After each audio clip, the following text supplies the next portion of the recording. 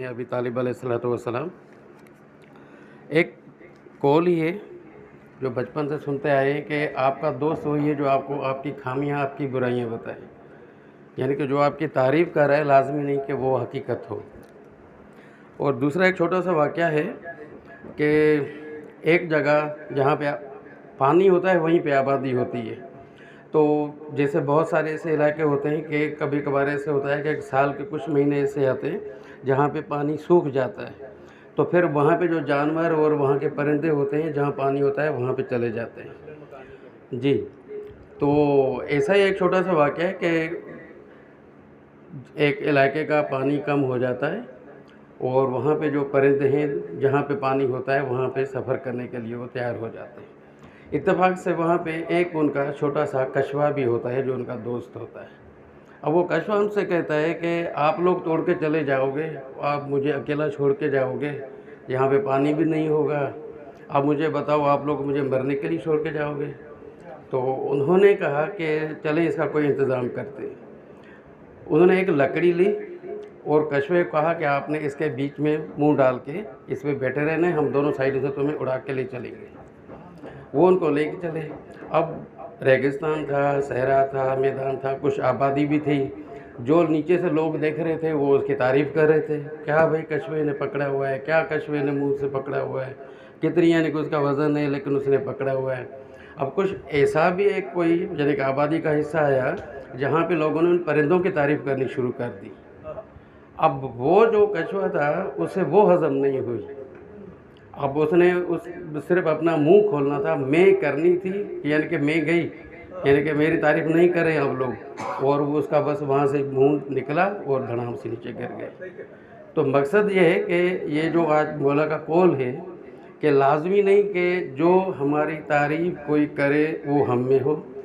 لازمی نہیں کہ ہم دوسرے کی سن کے جلیں۔ جیسے ابھی خادم بھائی نے کہا کہ اگر کسی میں کوئی اچھائی ہو اور تعریف نہ کرے تو یہ بھی غلط ہے، ٹھیک ہے۔ تو اب مولانا جو ایک آج کا قول ہے یہ بہت ہی روحانیت اور نفسیانیت والا قول ہے، یعنی کہ ہمارے جو نفسیات ہے اس سے بہت اس کا گہرا وابطہ ہے۔ جیسے معصومین علیہ الصلوۃ والسلام کا یہ طرز رہا ہے کہ جو بھی کام کرتے تھے وہ للہ کرتے تھے، اور اگر کوئی بھی گستاخی کر دیتا تھا، کوئی ان کو یعنی کہ بدتمیزی کرتا تھا تو اس کے لیے مغفرت کرتے تھے، ان کے لیے اعمال بجا لاتے تھے اور ان کو برا بھلا نہیں کہتے تھے۔ مقصد یہ ہے کہ مولا نے کیوں کہا ہے کہ اگر آپ کی کوئی تعریف کر رہا ہے تو وہ آپ کے لیے خطرہ ہے، اس لیے کہ اس کے لیے صرف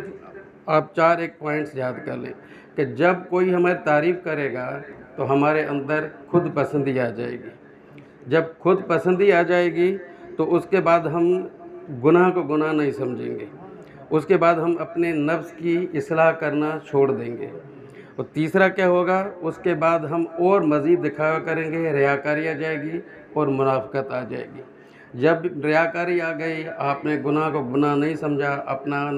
جو آپ نے محاسبہ رات کو کرنا تھا کہ ڈیلی کہ آج کا دن میرا کل سے کیسا گزرا نہیں کریں گے، تو اس کے بعد کیا ہوگا کہ یہ جو تعریفیں لوگ کر رہے ہوں گے وہ ہمیں اپنی حقیقت لگے گی۔ تو مقصد یہ ہے مولا کا کہ یہ جو ہماری جو تعریفیں لوگ کر رہے ہوتے ہیں اگر کوئی کرتا بھی ہے، اور واللہ یہ بات ہے کہ بہت سارے لوگ مجھے کہتے ہیں، ہر ایک کو بولتے ہوں گے، مجھے بھی بولتے ہیں کہ دعا کیجیے گا، تو قسم سے یعنی کہ یقین کریں کہ ایسا دل میں محسوس ہوتا ہے کہ مجھ جیسے سے بھی لوگ کہہ رہے ہیں کہ دعا کرنا، ہمیں دعا میں یاد رکھنا،